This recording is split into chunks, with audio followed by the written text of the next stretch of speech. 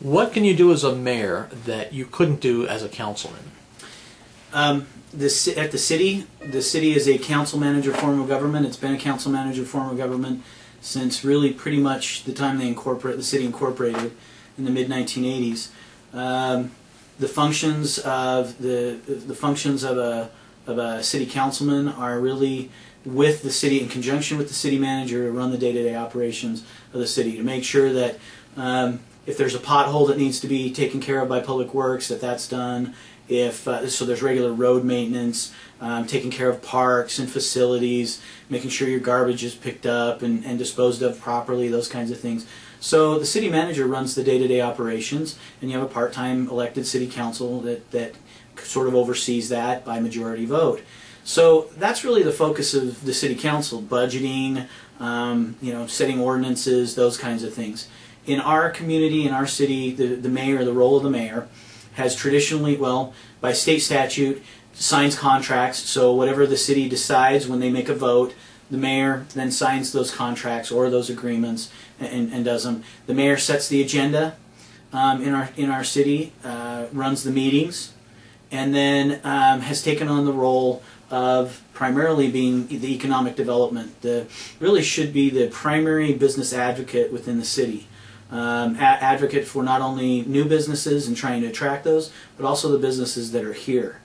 So slightly different functions. As a regulatory body, the city council is sort of charged with setting the ordinances, and the mayor's role should be representing or advocating for the businesses, for the resort associations, the Chamber of Commerce's, and represent those business interests. So slightly different focus. Should be more on setting the agendas, controlling meetings, and not necessarily voting, but using really the power that comes from the bully pulpit to sort of set the agendas and set the direction of the city.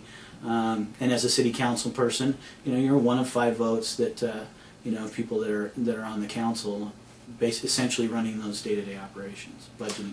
One of the things that has become an issue at the current city council is that council members are not allowed to respond during the public comments portion of a city council meeting. What is your position on that? Is that something you would change? What are your thoughts?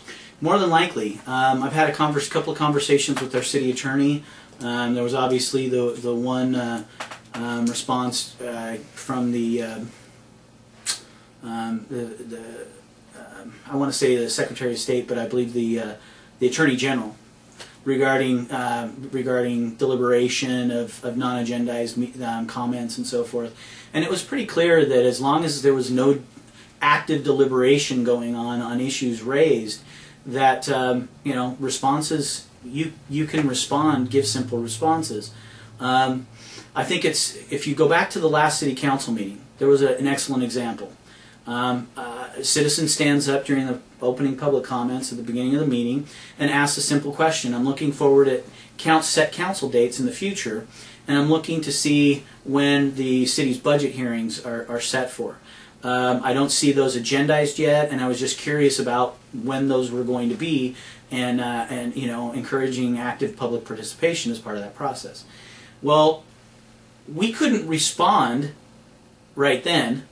We had to wait 15-20 minutes later until council and departmental reports to be able to respond to that gentleman's inquiry, which seems, it seems to me that if we weren't able to respond at public comment with a simple response of,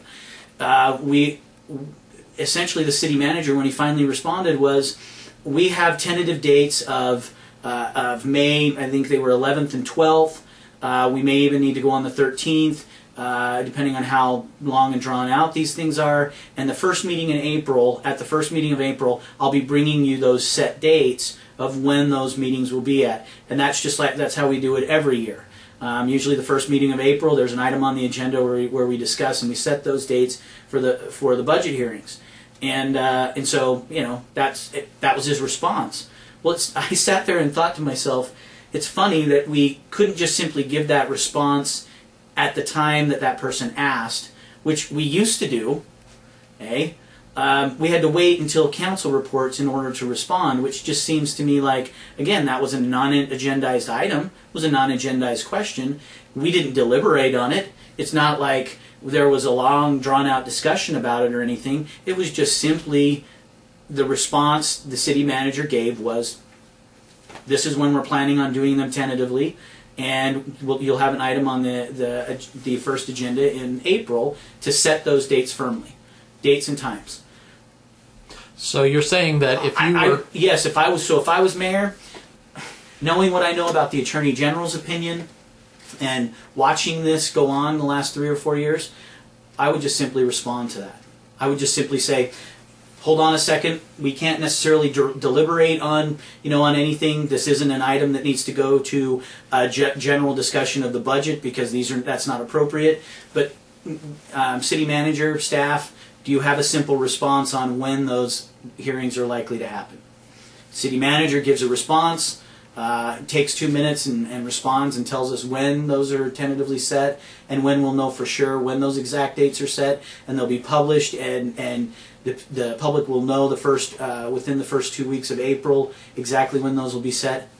Why is that inappropriate to respond there? And if you can respond in a different part of the meeting, why can't you just simply respond there? So yeah, that seems a little complicated, overly complicated, too complicated. Somebody stands up and says, I have a child that attends school at the elementary school, and I don't like the stop sign that's there. Stop sign isn't visible or something. Well, you're saying under that we're not even allowed to say what stop sign were you talking about? We can't even say, because there's one at Old Mill, there's one at Burns Lane, and there's one at Mesquite Boulevard. We can't just simply say, excuse me, sir, you make a lot of valid points, staff will certainly look into that, but which stop sign were you talking about by the elementary school? Person says at Burns Lane. Well, okay, we can now look into that, we can now see that. That just seems a little over the top to me, where we simply can't ask a question. What is your position? Is the code of conduct something that you would continue? Is it something that you support, or that you agree with? The code of conduct it's obviously a lot more than just that part that you quoted.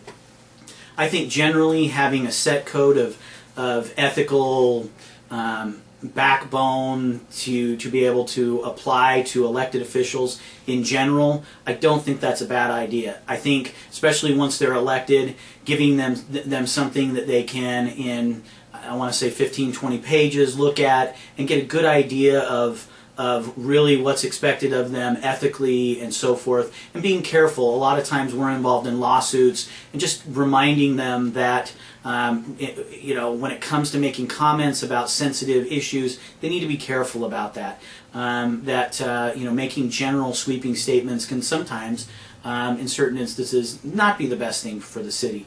But by handcuffing them, looking at that particular part of that, I think it's not a bad idea for them to be able to comment, and negative comments can be construed in a lot of ways. If I serve on a board or a commission and somebody asks me, and let's say it's something that there was a contentious vote on an issue, and I voted against it, and everybody else on that board or commission voted for it, the other representatives did, and somebody comes up to me afterwards and says, well, why did you vote that way? And my general response is, on this issue, I think they have it wrong. I think it's bad for the city of Mesquite.